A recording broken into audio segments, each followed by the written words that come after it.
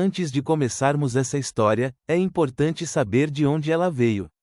Memórias Póstumas de Brás Cubas foi escrito por Machado de Assis, um dos maiores nomes da literatura brasileira. Publicado em 1881, o livro marcou uma ruptura na forma de contar histórias no Brasil. Não é um romance comum. Não segue a lógica tradicional. Não tenta agradar o leitor com heróis perfeitos ou finais confortáveis. Machado nasceu no Rio de Janeiro, em 1839. Filho de origem humilde, praticamente autodidata, trabalhou desde muito jovem e construiu sua trajetória intelectual com disciplina e observação constante do mundo ao seu redor. Ao longo da vida, tornou-se fundador da Academia Brasileira de Letras e consolidou um estilo único, marcado por ironia fina, análise psicológica profunda e uma capacidade rara de expor as contradições humanas sem levantar a voz. Em Memórias Póstumas de Brás Cubas, ele faz algo ousado para a época, coloca um morto para narrar a própria vida. Um defunto autor, alguém que já não tem nada a perder, nem reputação, nem futuro, nem herdeiros. Isso muda tudo, porque quando não se tem mais nada a preservar, a verdade pode ser dita com outra liberdade. Essa não é apenas a história de um homem. É a história de uma sociedade inteira vista por dentro. Com suas vaidades, seus interesses, seus amores calculados, suas ambições vazias. A recomendação é simples: se você puder, leia o livro. Nenhuma adaptação substitui a experiência direta com o texto de Machado. O ritmo, as interrupções, os diálogos com o leitor, a ironia escondida nas entrelinhas, tudo isso ganha outra dimensão na leitura original. Mas, se você não teve tempo, ou quer primeiro entender a trajetória completa antes de mergulhar na obra, agora vamos percorrer essa história juntos. Sem pressa, sem resumo apressado, como alguém que senta ao seu lado e começa a contar, do início ao fim, a vida curiosa de um homem que decidiu escrever depois de morrer. Eu já estava morto quando resolvi começar. Não é força de expressão. O corpo tinha ficado para trás, imóvel, pesado, cercado por olhares que misturavam respeito e curiosidade.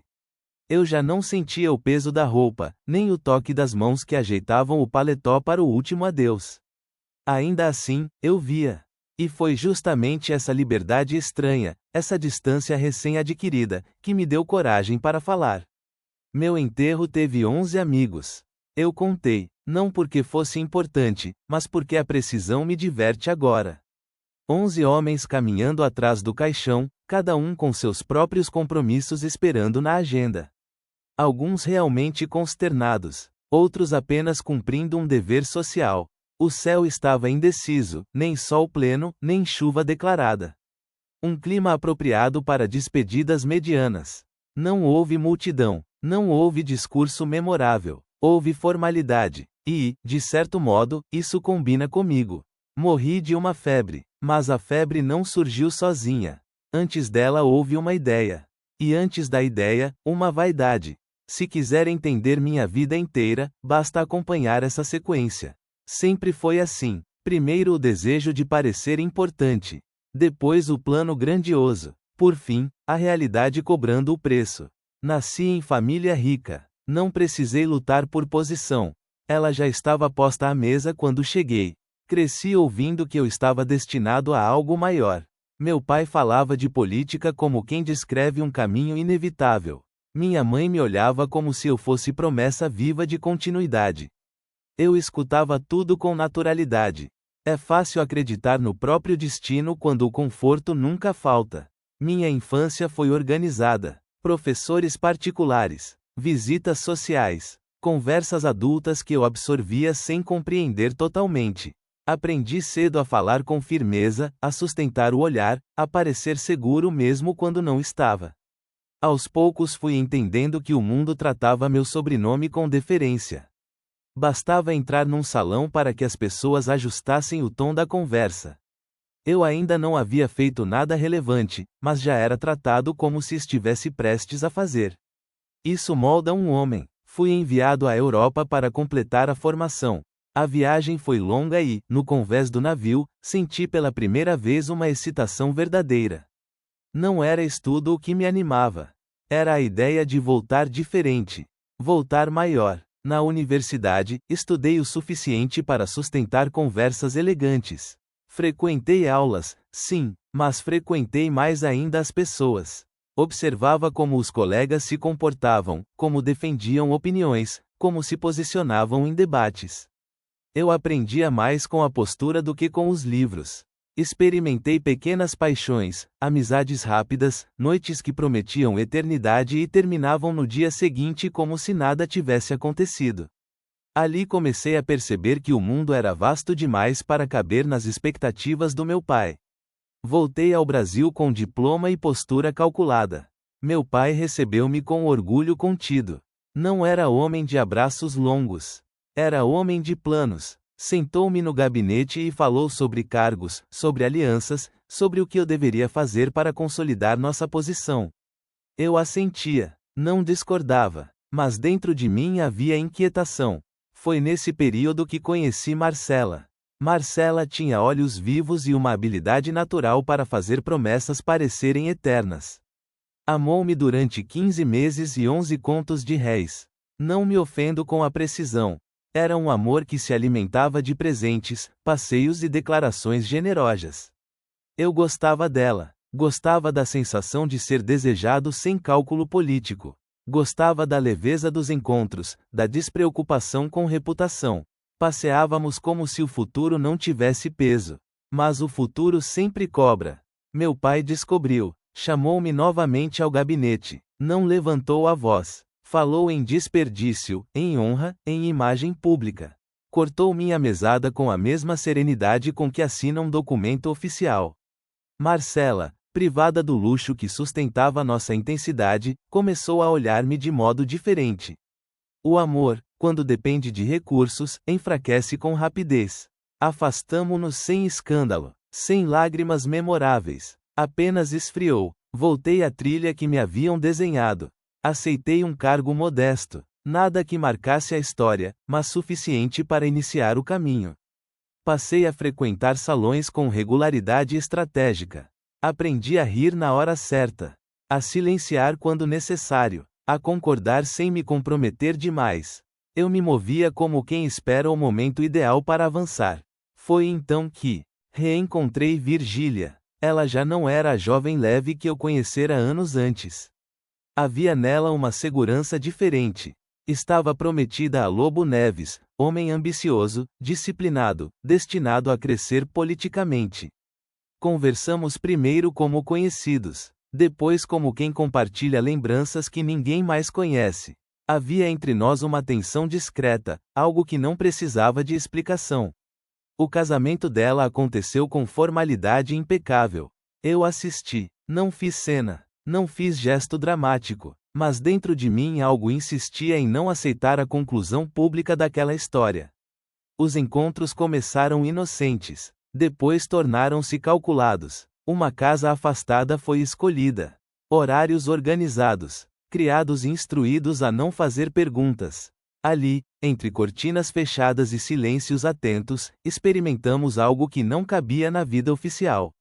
Não houve grandes declarações. Houve presença, houve risco, e o risco alimentava tudo. Durante meses mantivemos o equilíbrio delicado entre desejo e prudência. Eu continuava minha trajetória política. Ela cumpria seu papel de esposa respeitável. À noite, quando possível, éramos outros. Mas nenhuma estrutura clandestina é eterna. Houve quase um escândalo por causa de uma carta. Algumas horas bastaram para que eu imaginasse reputações arruinadas, portas fechadas, o fim abrupto de qualquer ambição pública. A carta reapareceu. Nada aconteceu externamente. Internamente, porém, algo mudou. Comecei a sentir o peso da duplicidade. Não por culpa moral profunda, mas por cansaço estratégico. A política exigia atenção. A relação exigia cautela constante. Eu queria subir. Queria consolidar meu nome. Sem anunciar, comecei a diminuir encontros. Virgília percebeu. Não discutimos longamente. Não gritamos. Apenas deixamos que a frequência diminuísse até que o silêncio ocupasse o espaço que antes era preenchido por urgência. Lobo Neves foi transferido para outra província. A mudança tornou-se definitiva. Tivemos um último encontro na casa afastada. O ambiente parecia menor. Falamos pouco. Não fizemos promessas. Ela saiu primeiro. Eu permaneci alguns minutos parado, olhando para a porta fechada, como se pudesse memorizar aquele instante. Voltei à vida pública com disciplina renovada. Mas o cargo maior que eu desejava não veio. Meu nome era lembrado, elogiado até, mas nunca escolhido. Eu estava sempre próximo do centro, mas nunca no centro. Meu pai começou a adoecer nesse período. A casa, antes cheia de planejamento, tornou-se silenciosa. Caminhei pelos corredores e percebi que muito do que eu fizera fora tentativa de corresponder às expectativas dele. Nos últimos dias, ele me observava com um olhar que misturava avaliação e resignação. Não tivemos grande conversa final. Apenas um aperto de mão prolongado. Quando morreu, senti mais encerramento do que dor. Fiquei com os bens. Fiquei com o sobrenome. Fiquei com a liberdade total de decidir meu rumo. E foi justamente nessa liberdade que nasceu a ideia do emplasto. Um medicamento universal. Um produto que levaria meu nome a lugares onde a política não me levara. O emplasto Brás Cubas. Soava grandioso. Passei a imaginar frascos alinhados em vitrines. Cartazes nas ruas. Pessoas mencionando meu nome com respeito científico. A ideia cresceu dentro de mim como compensação por todas as ambições frustradas. Não era exatamente ciência o que me movia. Era permanência. Eu queria deixar algo que sobrevivesse ao meu corpo. E assim, enquanto o mundo acreditava que eu apenas administrava heranças e participava de reuniões protocolares, eu começava a dedicar minhas energias a um projeto que, naquele momento, parecia a chance definitiva de gravar meu nome na memória coletiva. Mal sabia eu que essa mesma ideia seria o primeiro passo rumo à febre que encerraria tudo. Mas isso ainda está por vir. Por enquanto, permaneça aqui comigo, neste ponto exato da minha vida, onde ainda acredito que há tempo, onde ainda penso que posso transformar ambição em legado, onde a vaidade parece virtude disfarçada. Eu ainda não estou doente. Eu ainda acredito que posso vencer. E é exatamente aí que a história começa a inclinar. Deslocamento e conflitos. A rotina que parecia estável começa a se alterar de maneira quase imperceptível. O reencontro com Virgília não fica restrito a salões iluminados e conversas protocolares. Há sempre um instante a mais no olhar. Um silêncio que dura além do necessário. Uma frase dita em tom mais baixo. Brás passa a organizar seus dias de acordo com pequenas possibilidades de encontro. Escolhe eventos onde sabe que ela estará. Prolonga visitas. Ajusta horários. A cidade continua a mesma, mas para ele tudo passa a girar em torno dessa expectativa. Virgília, agora casada com Lobo Neves, move-se com segurança pelo ambiente social. Sabe sorrir no momento exato. Sabe calar quando necessário, mas há momentos em que sua expressão se altera discretamente quando Brás se aproxima. Nada escandaloso, apenas o suficiente para manter a tensão viva. Os encontros tornam-se menos casuais. Uma conversa mais reservada em um corredor. Um bilhete entregue com aparente distração. Um convite disfarçado de coincidência. Brás sente o antigo impulso retornar, mas agora com maturidade calculada. Não é mais o jovem deslumbrado por Marcela. Há prudência. Há estratégia. Ainda assim, o risco é constante. Lobo Neves avança na carreira política. Sua presença nos círculos de poder cresce. Reuniões tornam-se frequentes. Discursos mais firmes. Ele passa a ser visto como nome forte para cargos maiores. E quanto maior sua visibilidade, mais perigosa se torna qualquer indiscrição. Brás percebe que o jogo é delicado. Cada gesto precisa ser medido. Cada encontro precisa ter justificativa plausível. Começa a frequentar a casa do casal com naturalidade ensaiada. Conversa com Lobo Neves sobre política. Elogia decisões públicas. Demonstra apoio. Entre uma discussão e outra, há momentos em que os olhares se cruzam por segundos longos demais. A tensão cresce em silêncio.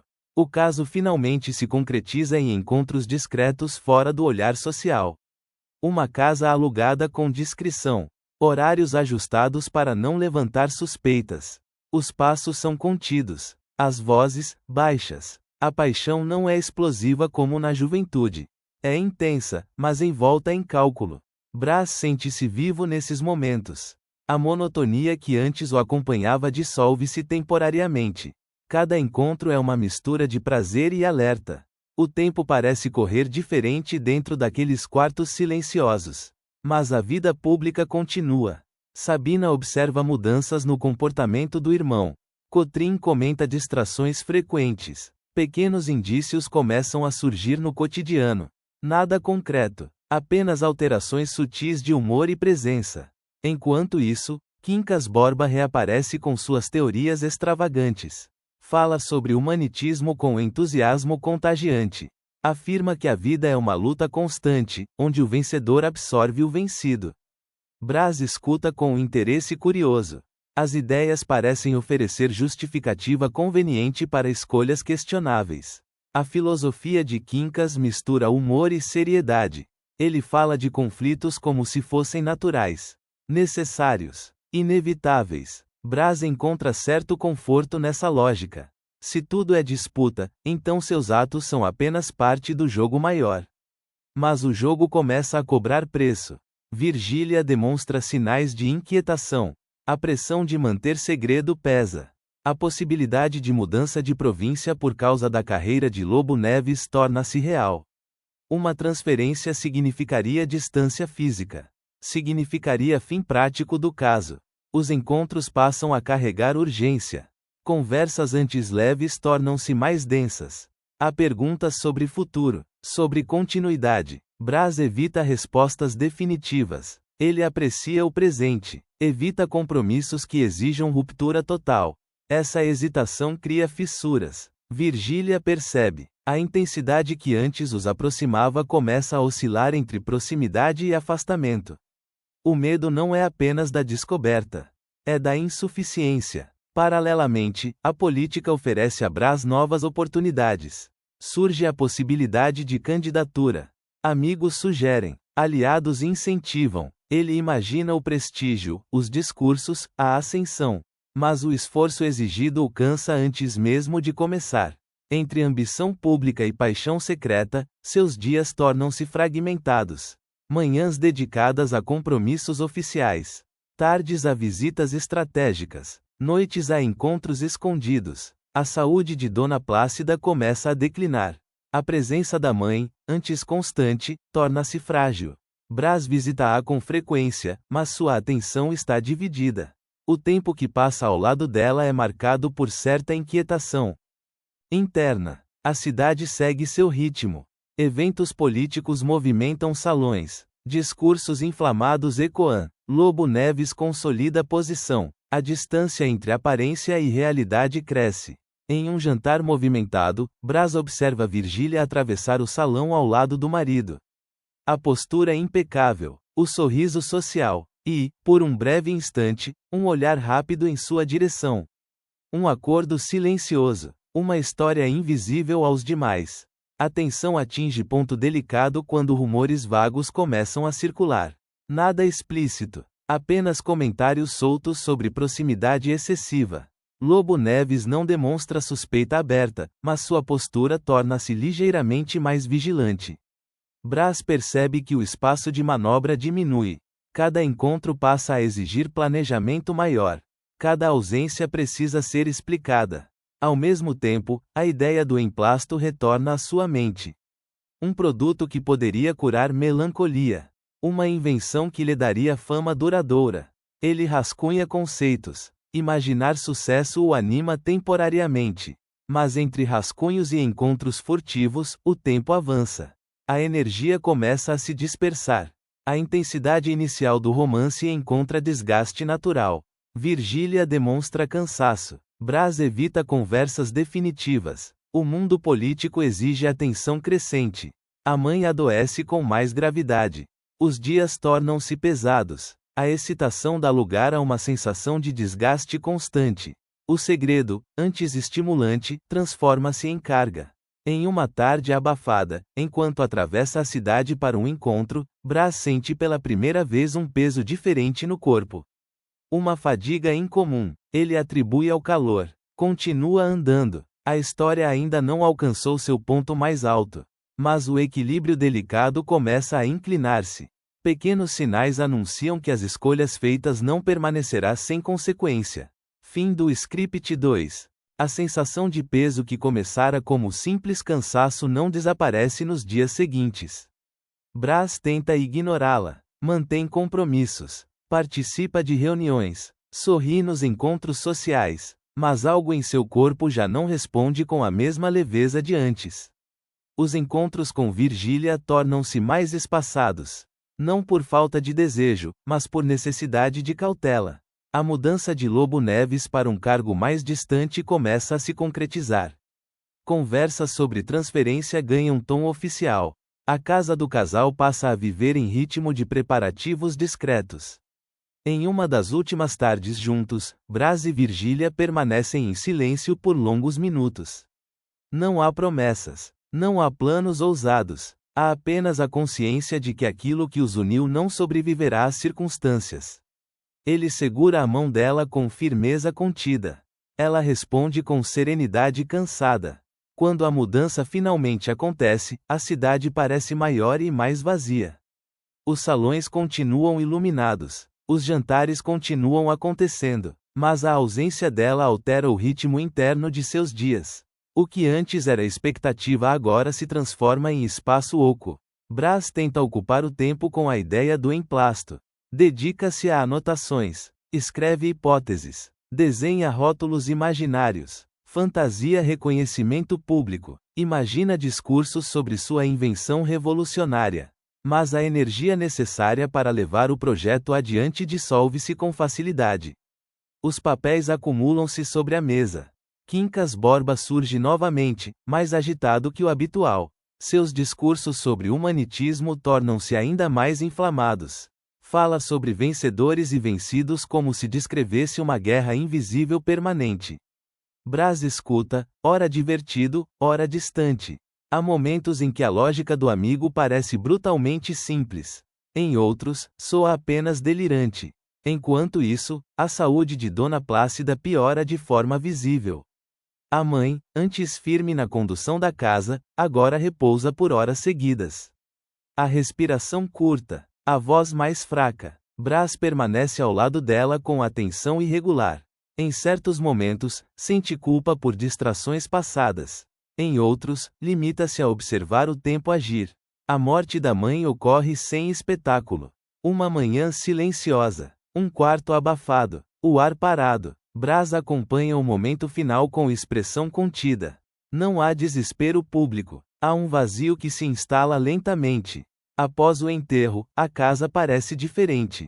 Os corredores mais longos. Os ruídos mais evidentes. A ausência ocupa espaço físico. Ele passa a circular pelos cômodos com passos mais lentos. A ambição política já não o atrai com a mesma intensidade. O romance com Virgília pertence ao passado. O emplasto continua inacabado. O tempo avança sem grandes acontecimentos externos, mas internamente algo se altera. Brás começa a experimentar uma espécie de desinteresse geral. Não é tristeza profunda. Não é entusiasmo. É um estado intermediário. Uma neutralidade que se prolonga. Em certa noite, durante uma reunião social, ele percebe que repete as mesmas frases de sempre.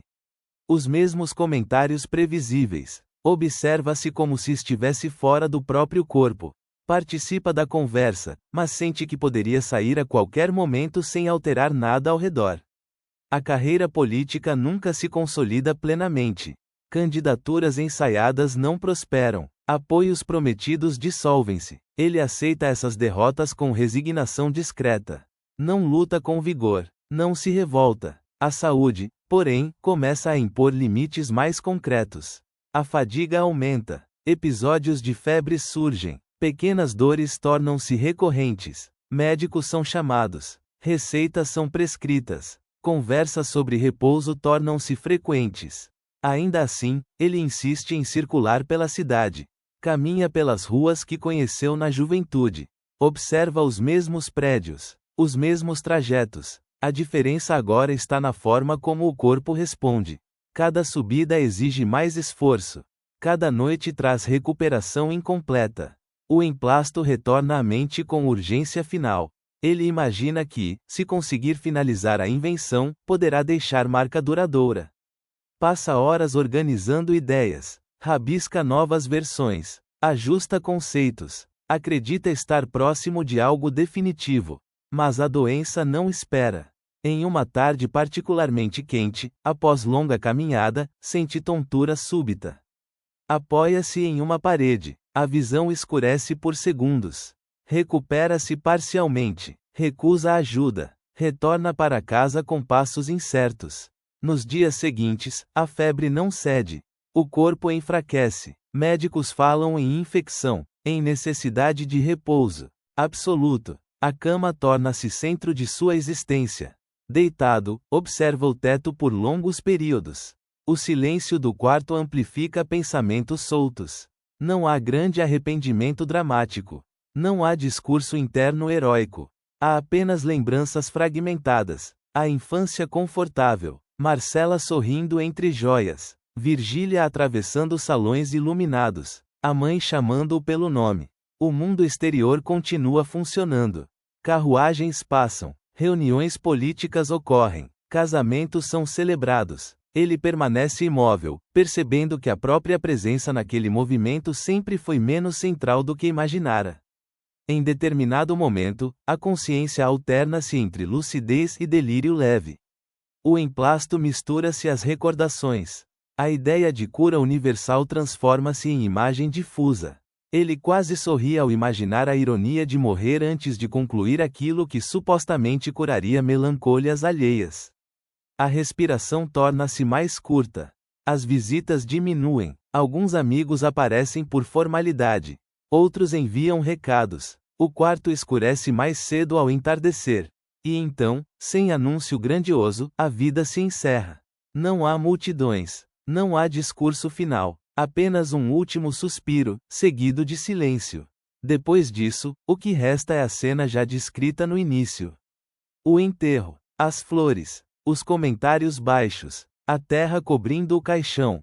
E agora, na condição de narrador defunto, ele observa tudo com serenidade. Percebe que não deixou filhos. Não deixou obra concluída. Não deixou legado concreto além das memórias que decidiu organizar.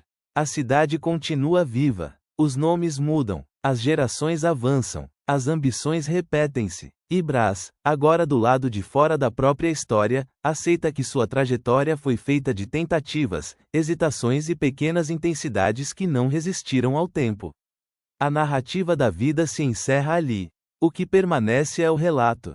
Depois de atravessarmos toda a trajetória de Brás Cubas, é impossível não perceber que a grande força dessa obra não está nos acontecimentos em si, mas na forma como eles são narrados.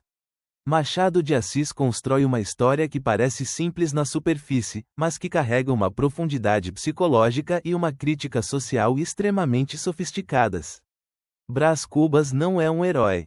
Ele não salva ninguém. Não constrói nada grandioso, não deixa descendentes, não transforma a sociedade. Ao contrário, ele é um homem comum da elite do século XIX, movido por vaidades, desejos, caprichos e ambições que nunca se concretizam plenamente. E é exatamente nisso que reside a genialidade do romance. Ao invés de glorificar feitos extraordinários, Machado expõe a mediocridade elegante de uma classe social que vive de aparências. Ao longo da narrativa, percebemos que os grandes projetos de Brás, como o famoso emplasto, nunca passam do campo da intenção. Sua carreira política não prospera. Seus amores não se consolidam. Sua vida é uma sucessão de tentativas interrompidas. Mas ele narra tudo isso com ironia, como se estivesse acima do julgamento. A morte lhe concede essa liberdade. Um dos pontos centrais da obra é justamente essa inversão. Ao morrer, Brás ganha lucidez.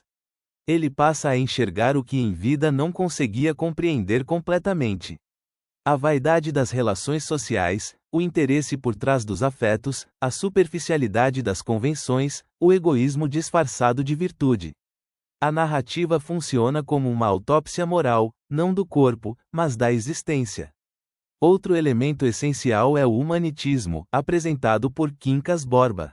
Essa filosofia irônica, que defende a ideia de que a vida é uma luta em que os mais fortes prevalecem, funciona como uma sátira às teorias científicas e positivistas da época.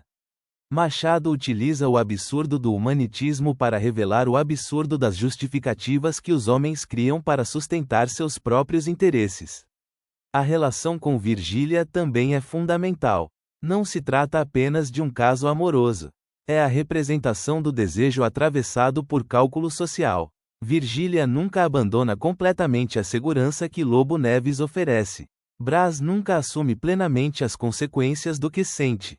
O amor, aqui, é desejo condicionado, nunca entrega total. Ao final da obra, a famosa teoria das negativas resume tudo. Brás se orgulha de não ter tido filhos, pois assim não transmitiu a ninguém o legado da miséria humana. É um encerramento profundamente irônico e ao mesmo tempo revelador. Ele transforma sua ausência de legado em uma espécie de triunfo. Para provas, alguns pontos são essenciais.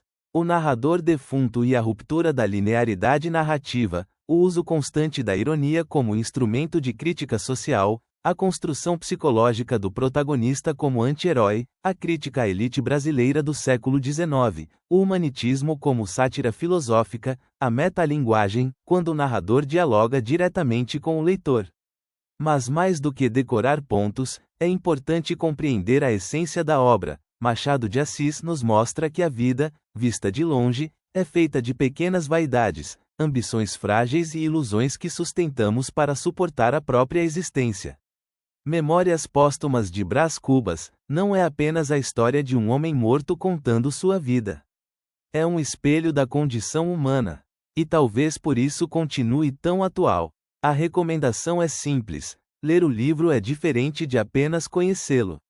A experiência direta com o texto revela nuances que nenhum resumo consegue captar por completo. Cada releitura traz novas camadas. E é exatamente essa complexidade que faz dessa obra um marco absoluto da literatura brasileira. Se você precisa saber o que pode cair na prova sobre Memórias Póstumas de Brás Cubas, concentre-se nos pontos estruturais e nas intenções de Machado de Assis. Primeiro, a inovação narrativa. O fato de o narrador ser um defunto autor não é detalhe. Isso muda completamente a perspectiva do romance. Brás Cubas escreve depois de morto. Ele não precisa manter reputação. Não precisa agradar. Não precisa se justificar. Essa liberdade permite ironia direta, crítica social aberta e constante diálogo com o leitor. Questões costumam explorar exatamente essa ruptura com o modelo tradicional de romance. Segundo, o realismo. A obra marca o início do realismo no Brasil. A crítica à idealização romântica é clara. Não há herói virtuoso. Não há amor puro. Não há redenção moral. O foco está na análise psicológica, no egoísmo humano, na vaidade social e nas motivações ocultas. Entender as características do realismo é essencial. Terceiro, a crítica social. Machado expõe a elite carioca do século XIX. Mostra ambição política vazia, casamentos por interesse, relações movidas por status e aparência. Brás Cubas representa uma classe acomodada, improdutiva e vaidosa. Perguntas frequentemente abordam essa crítica às estruturas sociais da época. Quarto, os personagens centrais. Brás Cubas como anti-herói. Virgília como símbolo de desejo e conveniência social. Lobo Neves representando a carreira política e o prestígio institucional. Quincas Borba com o humanitismo, que satiriza teorias científicas e filosóficas do período. Saber o papel simbólico de cada um é fundamental. Quinto, o humanitismo. A filosofia criada por Quincas Borba ironiza o positivismo e a ideia de progresso científico absoluto. A famosa lógica de que, ao vencedor, as batatas, resume a visão de que a vida é uma disputa onde a sobrevivência justifica tudo.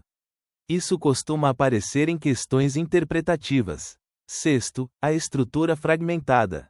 O romance não é linear. Os capítulos são curtos. O narrador interrompe a história para conversar com o leitor. A metalinguagem. Há comentários sobre o próprio ato de escrever. Isso também é frequentemente cobrado. Sétimo, o emplasto Brás Cubas. Ele simboliza a ambição de grandeza que nunca se concretiza. Representa a vaidade e o desejo de deixar um legado, que no fim se revela vazio. Por fim, o desfecho. Brás afirma que seu maior triunfo foi não ter tido filhos. Isso reforça o pessimismo da obra e sua crítica à continuidade de uma existência sem sentido profundo. Se você compreender esses pontos, narrador defunto, realismo, crítica social, humanitismo, estrutura fragmentada e simbolismo do emplasto, estará preparado para a maioria das questões interpretativas sobre o livro.